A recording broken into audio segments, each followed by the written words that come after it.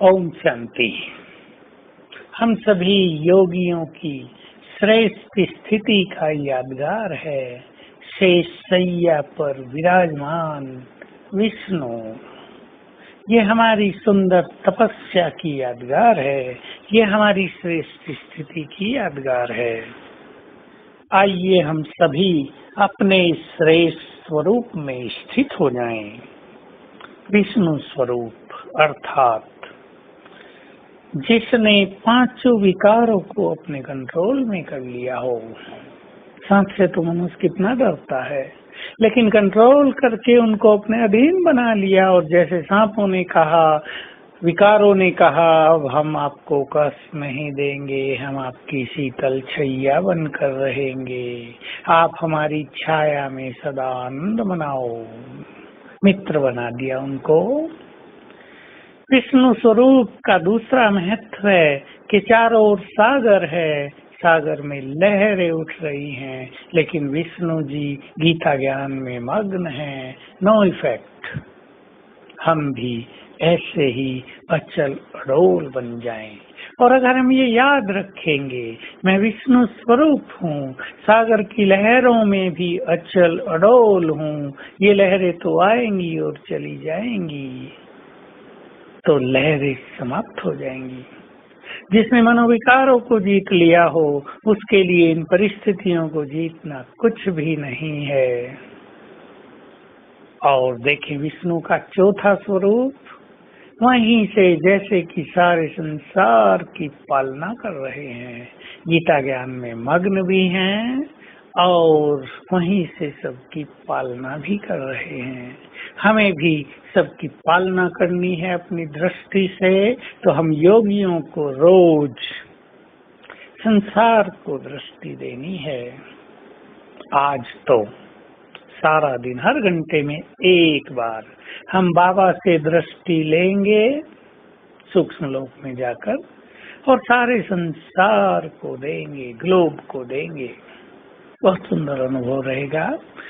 और पांचवा स्वरूप है विष्णु स्वरूप में, लक्ष्मी चरणों में है। इसका अर्थ है जिसकी स्थिति विष्णु समान अचल अडोल हो जाएगी, लक्ष्मी उसकी चरणों में आ जाएगी। उसे किसी से मांगने की जरूरत नहीं, उसे किसी की ओर प्यासी नजरों से देखने की जरूरत नहीं, लक्ष्मी उसके आगे पीछे रहेगी। तो हम सभी अपने इस विष्णु स्वरूप को धारण करें और अच्छा योग युक्त होकर इस जीवन को ऐसा एग्जाम्पल बनाएं कि सभी हमें देखकर श्रेष्ठ योगी बनने की प्रेरणा ले सकें। आज सारा दिन पहला अभ्यास, अपने को विष्णु स्वरूप में देखेंगे, शेष शैया पर विराजमान सागर के मध्य में, बिल्कुल गीता ज्ञान में मग्न।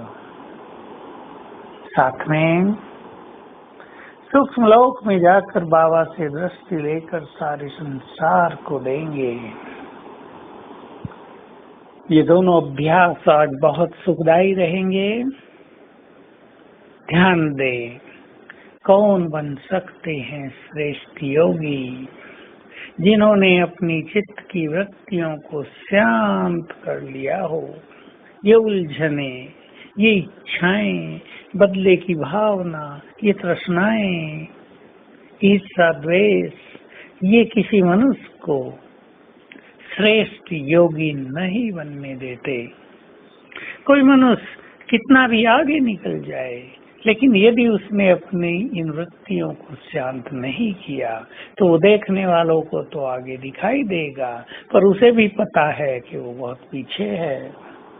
उसका मन आनंद विभोर नहीं रहता है, उसका मन अतीन्द्रिय सुखों की अनुभूति में नहीं रहता है। तो हमें योगी बनना है। सबको आगे बढ़ने दें, रास्ता खोल दें, जाओ, तेज गति से दौड़कर आगे बढ़ जाओ, बाबा की खूब सेवा करो, सबको दुआएं दे दें। सबको क्षमा करके चित्त को शीतल और शांत कर दें। इच्छाओं और तृष्णाओं से तो जैसे कि हमारा अब कोई नाता ही नहीं है। जिन्होंने संसार छोड़ दिया, जिन्होंने सर्वस्व छोड़ दिया, वो भला क्या छोटी बातों के पीछे भागते रहेंगे? कदापि नहीं। तो आइए आज सारा दिन योग की परम अनुभूति करें। ओम शांति।